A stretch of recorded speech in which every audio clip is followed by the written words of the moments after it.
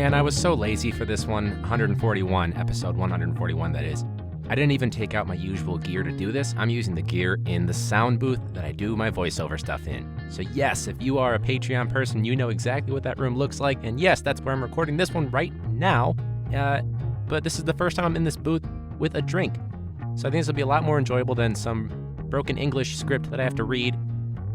For sure, not being paid hundreds of dollars or whatever we're making on voiceover, but it's all good. And for this one, just a quick little update. I had to take a drink. Today is the day before the episode, so you guys are getting fresh stuff. Episodes come out on Thursday, sometimes Tuesday if it's a bonus, but this one is being recorded Wednesday. It is 4:11 p.m. In Chicago, so Central Standard Time. So getting a little against the wall here, but luckily we have some awesome Patreon people that gave me some stuff that they wanted to hear about. So huge shout out to our Patreon people. We have Lish Cromwell, James Bynar, Cindy Montoya, Melinda Bradley, and Leo Sanchez. I'm sorry, Leo, I probably pronounced that wrong. Love you anyways. Sorry about that. But you five are seriously awesome. I really appreciate all your support.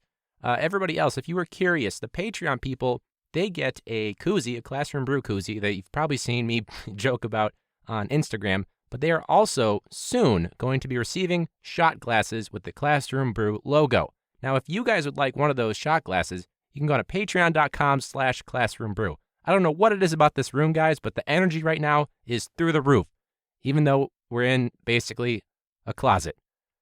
We got a few things from the Patreon people, some stuff that has been on my mind. We had a few meetings today with distance learning. I'm not going to go into too much of the day in and day out stuff of the pandemic stuff with teaching because honestly, and Lish, you pointed this out as well, I think all of us are a little over it, okay? We've been talking about it a lot. I think every podcast does two things too much during the pandemic. One, they talk about podcasting on their podcast. And two, they talk about doing their podcast and teaching during the pandemic too much. Now, if you're doing your stuff on that and you're providing tips, that's great. That's one thing. I'm not trying to, shit on you. Me personally, I don't necessarily want to talk about it. There are some things, though, that are related. So Cindy asked a few questions about moving ahead to next year that we will for sure get into. I think that's worthwhile. But in terms of like my day-to-day routine and the adjustments I have to make, I'm kind of over going into it, aside from, lifestyle stuff. And I think eventually I'd like to go into some of the benefits or the pros of it because I think everyone focuses on the cons. But there are honestly some pros to it. I know my sister, Anna, who's been on the show, she's been able to spend more time with my niece and nephew, which has been awesome for her.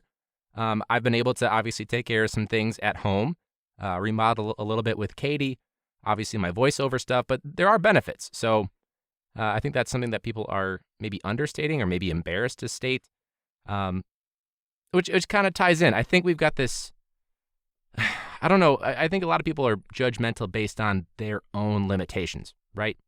So I posted this video of behind the scenes of my life as a voiceover artist, and it's mostly just lighthearted joking, but I think a lot of people that are doing distance learning teaching are a little judgmental of those of us that are trying to do their side hustle, right?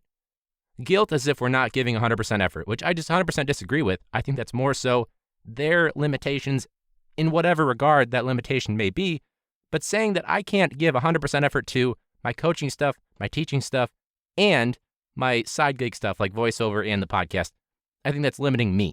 Personally, if I have a lot of things in the air, that's when I thrive, right? Not everybody does, but that's something that I've kind of noticed.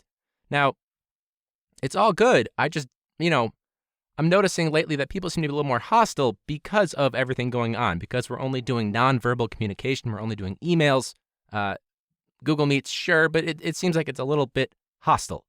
Now, this all times out because I wanted to really talk about the need for levity because I feel like everybody before the pandemic, during the pandemic, and after the pandemic needs a little more levity when it comes to teacher life, right? I don't know why I said right. You guys can't respond. It's rhetorical. Someone does that in a discussion in your grad school class. It annoys the hell out of me. I just did it. My bad. Now, levity, memes, and this podcast, and everything else that's going on social media. I think there's so many people that are high and mighty about this, where they see something that maybe it's a bit complainy, but it's mostly lighthearted in a joking way, right? The big thing being like attendance to school or listening to your teacher. Those are obviously some big ones, right? And I think a lot of people they are quick to pull out the perfect teacher voice inside them, which I guess that's good that you're trying to think that way. But at the end of the day, if I'm posting a funny meme or something, or I'm doing a podcast where I talk about an oh shit moment, I'm not trying to say like, shame on that, you know what I mean? Like, I'm just trying to have a real moment where it's like, hey, sometimes we just got to laugh at it. And I think everybody's a little too afraid to do that nowadays. I think that's why some people don't want to do this podcast, for example. But I think it's a huge mistake to take social media or to take a podcast or whatever your medium is, YouTube, and try to think, shame on that person for doing that, when really what they're trying to do is just, I don't want to say commiserate, but they're trying to relate to people because we all go through something similar. That's the whole point. But for some reason, everything seems to be under fire right now with that, because if you post something about that, well, then you're not being empathetic. And I don't think it's mutually exclusive. You can still have empathy for your kids, be a rock star, but at the end of the day, you have a podcast like myself or like Devin Siebold has with Crying in My Car, a podcast for teachers. It has nothing to do, the persona and the joking at it and talking about it, inventing about it has nothing to do with who we actually are in the classroom, right? And, this is funny because it reminds me, no, actually, I shouldn't go into it because I don't want to give away the book. But it's like this complex where it's like, if you are not 100% pure all the time as a teacher, well, then you must suck, which I think is absolutely false. And I discovered that with a friend of mine, too, at a PD, who I thought she was truly like the ideal teacher, like did nothing wrong. Attended my first PD with her. I might have talked about some episode or whatever. But she was actually surly. And I was like, this is amazing, right? Because we all have this like kind of gray area. But that's what I've been looking at is people seem to be very like gravitating towards putting people down because they have a problem with something or they don't like something. Essentially, my thing is, let's just all look on the bright side of what we're trying to do. The high and mighty, like, can we please give it a rest? Can we just come together here? Can we assume positive intent? That's my whole thesis, I guess. So yeah, with the recent weeks that we've had, I've been doing office hours, of course, online. And what was nice was that my anniversary with Katie actually timed out. It was the 4-year anniversary of Katie and I dating, and it fell on a Monday. And that is not my day for office hours. And I was like, oh, great, this timed out. Aside from the whole pandemic thing, but it timed out. Yeah, we went to like the Cheesecake Factory thing. I think it's cool how they're really handling the curbside pickup. I thought that was awesome. But one thing that I am a little concerned about, this is the one thing that I will say about this school year in terms of the pandemic, even though I didn't want to talk about the pandemic, but it's going to happen because of the topic. Okay, cool. The student series for this year. Now, this is actually a concern of mine because this was the graduation year. It is the graduation year of my first group of sophomores. So I teach 10, 11, 12. Meaning, I don't have them as freshmen. That's fine. But this was my first inaugural group, finally going from start to finish, even though I didn't have all of them, the entire time. Of course, some of them I only had one. All good, but still. This was the group where I was like, and I'm not thinking about moving right now, but if I were thinking about moving, I for sure wanted to see this group to the end. So it's a little bittersweet losing that moment. And, of course, this would have been a very sweet episode to do or a series to do this year for the students because it's like, hey, you saw me in the beginning when things weren't so great. And some of you had me later on. What was that like? A lot of things I could have covered. Not to mention known them the longest. So a little disappointed. There's some ideas I'm kind of pitching around for how I can still handle that. Obviously, digitally, it's not going to be the same audio quality, but you guys are probably used to that at this point because podcasts are all doing that right now and it's all good. But it's not my preference. So that's one concern that I really had.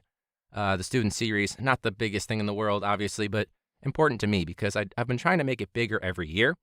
And this would have been the third year of the student series. The first year, we think we had 3 episodes. Second year, we went really big. We had like 8 or 9 students on for a total of like 5 or 6 weeks, but we doubled up on kids having episodes together.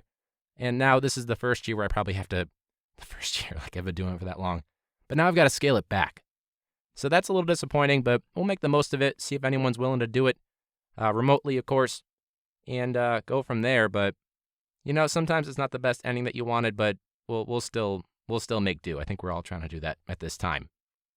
Now, Patreon questions. So there was not very much notice. That's on me for really, the day of this recording, I think this morning, I sent something being like, hey, what questions do you have? Kind of putting people on the spot. But Cindy, Lish, and Melinda, they helped me out here, which was great. And luckily, I had a bunch of stuff that was on my mind anyway, but this makes it even better because if we're going to do it the day before because Ryan put it off because he got lazy with his schedule, we might as well make it relevant content where they're interacting right before. It's always like when there's a big event that happens, but then I'm like 3 episodes ahead of schedule, like recorded. So it's like, all right, well, we'll record it now, but it won't come out for another month. And it's like, oh, sorry, but that's how it goes. So Cindy was asking, what's in our control for next year? So related to, I know I'm having this anxiety at least for prepping for the fall.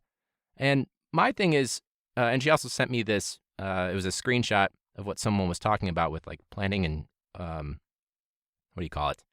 Autonomy for teachers. But it's, and Devin Siebold said this too on his podcast, this whole, inequity of access and, kids aren't sure what to do on class, like they don't know how to use the technology. It's very clear that things have to change. Something is not right. We've known that, but now it's hitting us in the face. And if they don't do something to, modify or change the ways they do things or give us more something, then it's clear that this truly was just a wash year. And it kind of was academically, but, for the overall takeaways, maybe we could still find a way to find some way to grow in education as a cause of this. Like, yeah, sure, there's the memes about how much we appreciate teachers. We'll probably regress on that. Like, oh, we appreciate you so much. Your job is so hard. We should pay teachers more. Then the budget comes around for the state or the city or wherever your district, your referendums, and they don't increase anything. So I'm not expecting that. What I do think should happen, and I think some schools already do this because they do blended learning where some kids are doing stuff online and in the classroom, it's all good. But in CPS, I know because it's so inequitable, they're for sure, they got to step up their game, okay? We can't hide anymore saying, well, we have so much technology. It's bullshit. Because clearly we don't. Because I still have kids, we're in the middle of May now, who don't have access. Through no fault of their own, truly. Now, I'm not even saying it's fault of the staff, but the miscommunication or the disconnect there is a sign of an issue. So, I don't know. I'm not saying I have a solution. All I'm saying is something has to change. My sister suggested maybe PD days can be done through Google Meets so we could save us on the travel. That sounds good. A PD with something I don't want to sit through with an icebreaker that's a little too high energy at 8 in the morning. Skip that. That sounds great. But I think there should be something. I think it would be cool. I'm just spitballing. Maybe one day a week for certain schools or for certain kids, they get to move to digital learning. Now, I'm not saying that we need to get rid of face-to-face because it clearly is very important, but it would be nice to kind of have that. I'm not saying we should plan for another pandemic because you can't plan your life around, another disaster is happening, but it would have been nice if we had like a crash run. It wasn't completely foreign to us to do this distance learning thing. It would have been great if like the citywide, computer science curriculum, if they had taught them how to use Google Classroom a little bit better. That would have been fucking great. But, I don't write the curriculum for anything but my classes. So it's all good, but suggestions, take them, please. They probably don't listen. Hope they don't listen. Can't wait for the backlash. Yeah. Melinda was asking about home workouts and stuff like that. Personally, I've struggled. I've traveled to my sister's to, do a little social distancing, but also use their garage weight room, which is awesome. What we are doing for sure is a lot of movie marathons. So if you're listening in and you're curious, like, well, what is Ryan watching? Because we've gone through quite a few lists of movies. We're talking about 36 movies. And what we do is we just, it's a list of 12, obviously, and we just go back and forth and list different movies, and then we try to space it out where we start with a drama and end with a comedy at the end of the day. So if you guys are curious what we've been watching, we can upload it.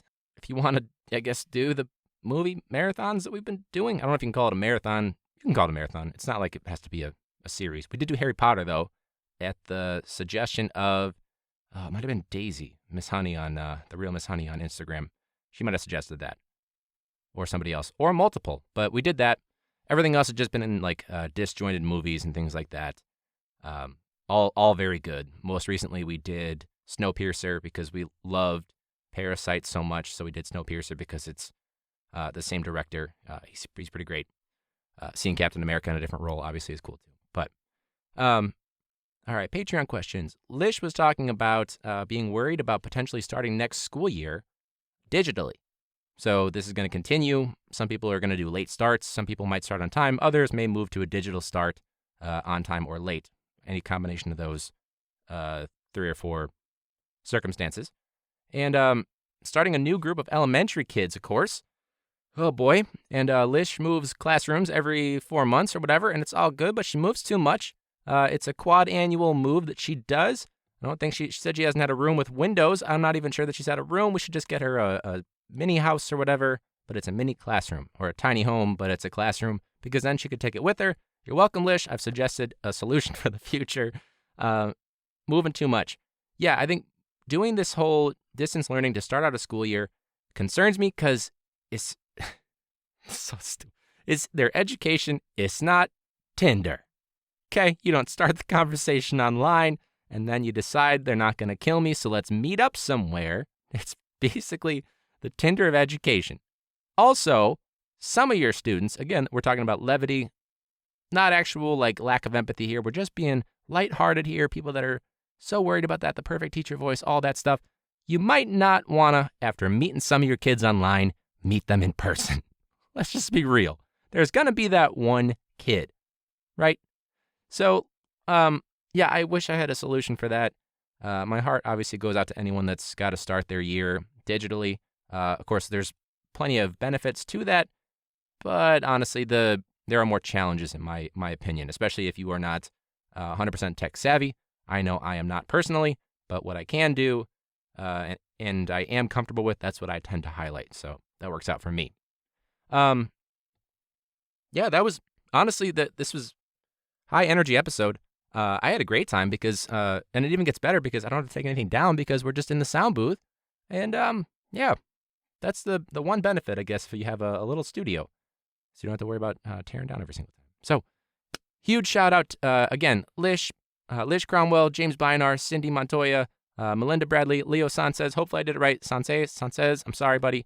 I know we talked about it on your episode. I'm just blanking right now because it's been a long day. If you guys would like to get the Classroom Brew koozies or Classroom Brew shot glasses just like those 5, you can go to patreon.com/classroombrew. There is the $2 tier, and then there is the $4 and $7 tier. The $4 and $7 tiers where you can get that merch, so you can check that out.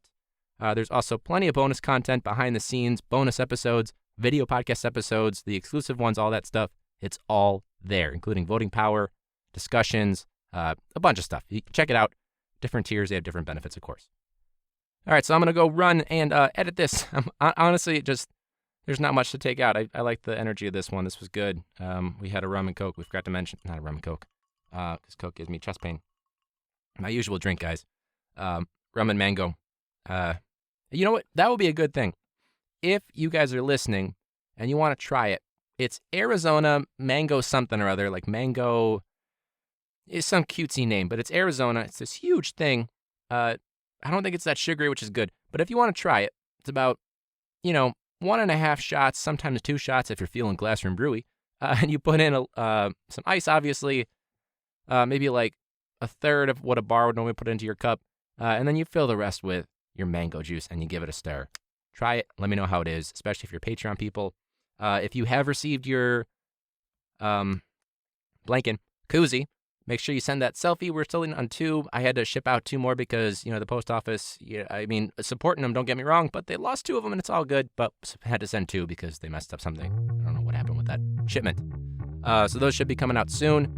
We are going to hold off a little bit longer on the shot glasses just because I'm going to wait for the Patreon funds to clear through because I didn't realize that a 4x4x4 box of a shot glass is a little bit more than anticipated. So those will be coming out soon, hopefully end of this month or beginning of next month at the latest. Everybody else that's listening, again, patreon.com/classroombrew for merch and additional bonus content that you can only get on patreon.com. We do have some episodes that are available for free on YouTube that are video episodes, and you can, of course, listen to us anywhere you listen to podcasts. Thank you so much for listening. Rate and review, that really helps out the show. Spread the word. Stay super safe and healthy, guys. And until next week, class dismissed.